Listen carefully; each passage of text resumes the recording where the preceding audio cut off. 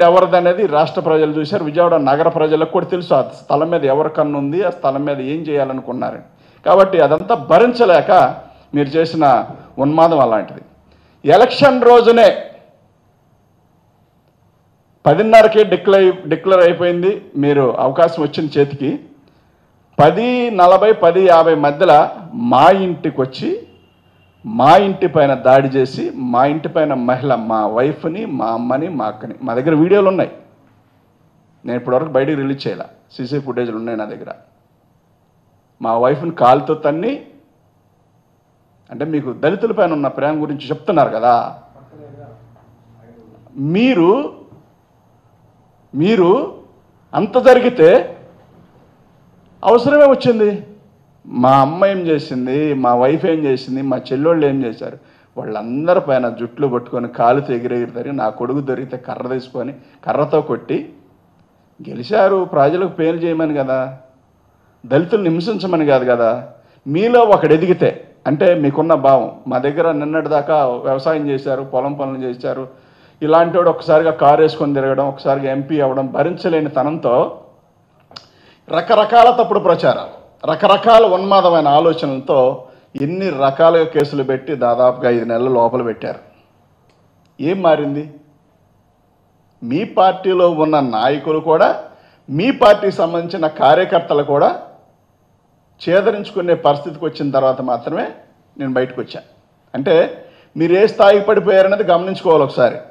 అది సరిపోదన్నట్టు మీరు గెలిచిన 10 నెలల్లో కొట్టడం, నరకడం, చంపడం, ఒక పక్కన మా పైన కేసులు పెట్టడం, మా కుటుంబాన్ని హింసించడం, మా వైఫ్ ఎక్కడికన్నా వెళ్తే పాపం మీ వాళ్ళు ఫాలో అవ్వటం, లాయర్ల దగ్గరికి వెళ్ళినా, మా అన్నయ్య మా వైఫ్ లాయర్ల దగ్గరికి వెళ్ళినా ఫాలో అవ్వటం, బెదిరించడం, రాంగ్ కాల్స్ చేసి యూకే నుంచి అక్కడ నుండి కాల్స్ చేసి అక్కడ తిరిగినా మేము వదిలిపెట్టం, ఎక్కడ తిరిగినా వదిలిపెట్టం అని చెప్పి రకరకాలుగా ప్రలోభపెట్టి, భయపెట్టి, భయభ్రాంతులు చేసి ఏ రకంగా బెదిరించారనేది మా దగ్గర ప్రూఫ్లు ఉన్నాయి, సాక్ష్యాలు ఉన్నాయి.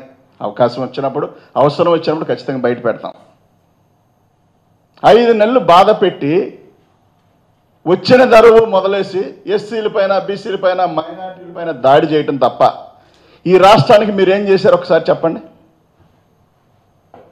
అధికారం చేతిలో ఉంటే, అధికారం చేతికి వస్తే రౌడీజం చేయడం పెద్ద గొప్పేముంది? పెద్ద గొప్పేముంది?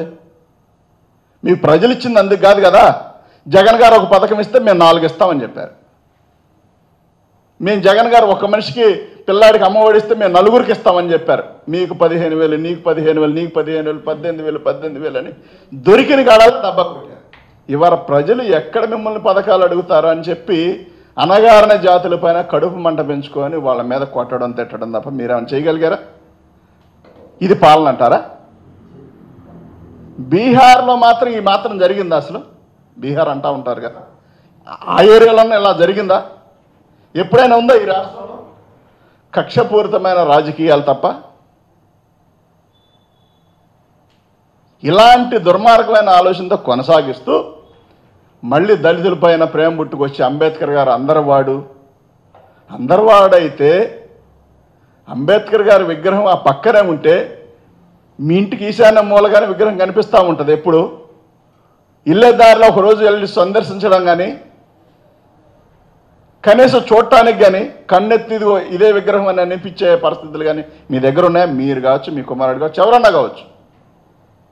అసలు మన సంబంధం లేదు అన్నట్టుగా అది అక్కడ ఒక విగ్రహం ఉందనేది కనిపించినట్టుగా మీరు యాక్ట్ చేసుకుంటూ తిరుగుతూ ఉన్నారు. మీకు అంబేద్కర్ గారు నిన్న గుర్తుకొచ్చారు. అది జయంతి సందర్భంగా మాట్లాడకపోతే బాగోదేమో అని చెప్పి నిన్న గుర్తుకొచ్చింది మీకు. నిన్న మాత్రం ఎందుకు గుర్తుకొచ్చింది? ఆయన పుట్టినరోజు కాబట్టి మనం మాట్లాడకపోతే బాగోదు అని చెప్పి.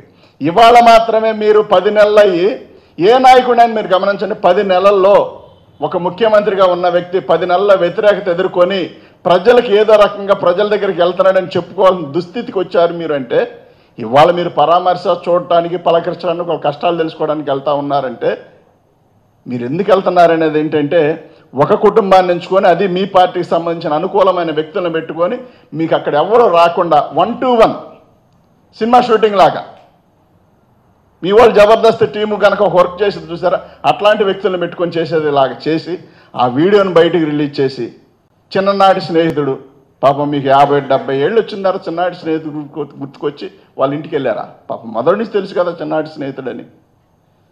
ఈ హడావుడి కాదు ప్రజలు కోరుకుంటా ఉన్నది. మీ దగ్గర నుండి మీకు ముఖ్యమంత్రికి అవకాశం కల్పించారు, మరి మాకు ప్రజలు ఓటేశారని మీరు చెప్పుకుంటా ఉన్నారు కాబట్టి, అందుకే మాకు ఇన్ని సీట్లు వచ్చినాయని చెప్పుకుంటా ఉన్నారు కాబట్టి కూటమి రూపంలో. మరి అలాంటప్పుడు మీరు ప్రజలకు మేలు కదా చేయాల్సింది. మీరు చదువుకోరని ఒక ఆయన అంటాడు, శుభ్రంగా ఉండరని ఒక ఆయన అంటారు.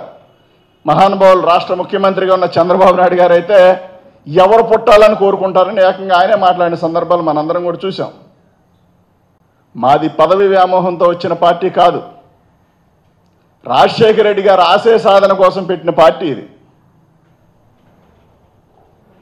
మరణాన్ని కూడా ఆస్వాదించి ఎప్పటికైనా మరణిస్తాము, మరణించే లోపల మంచోడు అనిపించుకోవాలి, రాష్ట్ర ప్రజలకు ఎంతో కొంత మేలు చేశామని అనిపించుకొని బతకాలని చెప్పి జగన్మోహన్ రెడ్డి గారు చూస్తూ ఉంటే, 5 సంవత్సరాలు కాదు మేము 4వ ముఖ్యమంత్రిగా ఎన్నికయ్యాం, మేము 4 సంవత్సరాలు ముఖ్యమంత్రిగా 4వసారి కొనసాగిస్తా ఉన్నామని మీరు చెప్పుకున్న తరంలో అసలు మిమ్మల్ని మోయడానికే పుట్టిన పవన్ కళ్యాణ్ గారు ఒకళ్ళు ఏ ముఖం పెట్టుకొని ప్రజల దగ్గరికి వెళ్ళి ప్రజలను మోసం చేయొచ్చా? మీ మీద ఆశ పెట్టుకొని కదా ఓట్లేసింది మీకు. మీరేదో మేలు చేస్తారు, జగన్మోహన్ రెడ్డి గారు బ్రహ్మాండంగా చేశారు, వీళ్ళు ఇంకా బాగా చేస్తారు అని కదా ఓట్లేసింది మీకు. అలాగనే కదా నోటికొచ్చిన అబద్ధం వల్ల ఆడితే మీకు ఓటేస్తే. మొన్న ఒక ఆయన అంటా ఉన్నాడు, మేము చెప్పామయ్యా నమ్మటం వాళ్ళ తప్పు అని మాట్లాడుతున్నాడు నాతో. మేము చెప్పాం నమ్మటం వాళ్ళ తప్పు, ఇచ్చిన హామీలు ఎప్పుడన్నా నెరవేర్చారా?